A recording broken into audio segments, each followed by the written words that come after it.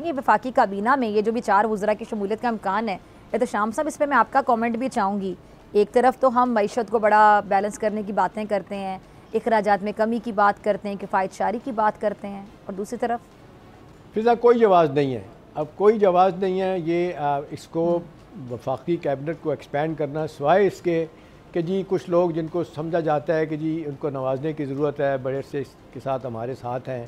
اور جیسے آتا ہے حنیف عباسی ہیں اسلام آباد سے، ایک ڈاکٹر صاحب ہیں وہ بھی ہیں، کچھ اور لوگوں کا بھی نام آ رہا ہے اس میں، تو میرا خیال ہے یہ تو مجبوری ہے، ہر حکومت جو ہے نا وہ یہی کرتی ہے کہ اپنے کولیشن پارٹنر کو ساتھ رکھنے کے لیے بہت کچھ دیتی ہے۔ ابھی کئی حوالوں سے تو ہم دیکھتے ہیں کہ ایم کیو ایم کو بھی نواز دیا جاتا ہے، اس کے بعد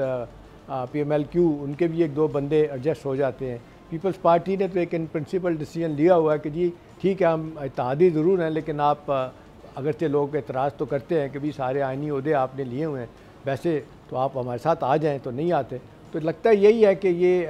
میرا نہیں خیال کہ یہ کوئی اچھا جائے گا گورنمنٹ کے لیے ان حالات میں، جبکہ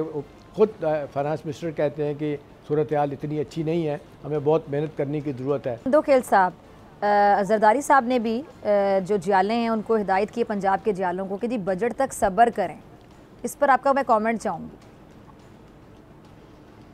جی بالکل، میں تو پہلے ہی آپ کو جواب دے چکا ہوں کہ پنجاب کے ہمارے رہنماؤں نے زرداری صاحب کے سامنے گزارشات رکھی ہے، اور خود زرداری صاحب نے یہ فرمایا کہ جو معاہدہ ہوا ہے اس کی خلاف ورزی ہے، تو یہ تو میں پہلے سیگمنٹ میں کہہ چکا ہوں۔ احتشام صاحب جو بات کر رہے کہ وہ لیگل اپوائنٹمنٹ، ایسا کوئی لیگل اپوائنٹمنٹ کی ہماری بات نہیں ہوئی ہے، وہ بتا رہے کہ ٹرانسفر کی، ایسے کوئی ٹرانسفر کی، ہاں یہ ہماری ضرور ہے مطالبہ پہلے دن سے کہ کچھ بیوروکریسی میں لوگ ہوتے ہیں کہ کسی پارٹی کے خلاف ہوتے ہیں، تو ہم نے ان کو یہ کہا ہے کہ آپ ان افسران کو، جیسا ڈپٹی کمشنر یا ایس ایس پی وغیرہ ہو، تو آپ ان افسران کو نہ لگائے جو اینٹی پیپلز پارٹی کے نام پہ مشہور ہوتا ہے، ہر پارٹی کے خلاف کوئی نہ کوئی افسر سمجھا جاتا ہے، ہم نے اس کے علاوہ کوئی مطالبہ نہیں کیا ہے۔ لیکن مین مطالبات ہماری یہ ہے کہ آپ نے جو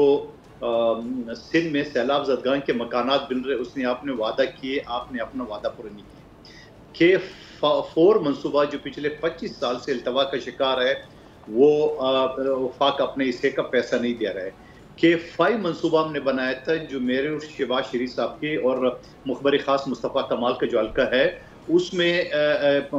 کہ 5 منصوبہ بنا تھا، شہباز شریف صاحب نے عین وقت پہ جو ہے نا وہ فنڈ دینے سے انکار کر دیے، پکنک بنانے الیکشن لڑنے کے تو کراچی پہنچ جاتے ہیں، مگر فنڈ 1 ٹکا دینے کو تیار نہیں ہے۔ اس کے علاوہ ہماری 2 صوبے میں جہاں سمندر لگتا ہے، سندھ بلوچستان، وہاں سی اتھارٹی بنا ہے، وہاں ہمیں اعتماد میں نہیں لیا، 6 نہریں نکالنے کے لیے ہمیں اعتماد میں نہیں لیا، یعنی آپ جو پنجاب کا چولستان ریگستان ہے اس کو تو سرسبز پاکستان بنانے پہ تلے ہوئے، مگر یہاں جو سرسبز سندھ ہے اس کو آپ بنجر کرنے پہ تلے ہوئے، تو یہ ساری چیزیں ہماری جو ہے نا جو وفاقی حکومت کے ساتھ ہماری جو اختلاف ہے اور وہ رہیں گے۔ باقی جو آپ نے اپوزیشن کی بات کی تو مجھے ایک بات بتاؤ، کون سا اپوزیشن مولانا صاحب کو گالی گلوچ پی ٹی آئی کرتے تھے، اور پھر اس کے در پہ جب گئے اور پھر جا کے 26ویں ترمیم مولانا صاحب نے ان بورڈ لیا ہے، اور اس کے بعد انہوں نے حکومت سے مذاکرات شروع کیے، اور مولانا صاحب نے گلہ بھی کیا ہے کہ ہمیں اعتماد میں نہیں لیا ہے۔ پھر مولانا صاحب کے سینیٹر کامران مرزا صاحب سینٹ میں کیا کہا پی ٹی آئی کے، وہ آپ کے سامنے، اختر مینگل کے ساتھ وہ کیا کر چکے ہو آپ کے سامنے، محمود خانہ چکزئی کا مذاق اڑاتے اس کے بعد جا کے انہوں نے ٹی ٹی پی ایک احتیاط بنایا تھا، اس کے سربراہ بنائے، اور جب انہوں نے یہ کہا کہ میں جمہوری آدمی ہوں، جمہوری پارٹیوں سے بات کروں گا، بولا نہیں، بات تو صرف اسٹیبلشمنٹ سے ہوگی، یہ تو چور ہے، ڈاکو ہے وغیرہ وغیرہ، اس کو سائیڈ پہ کر دیا۔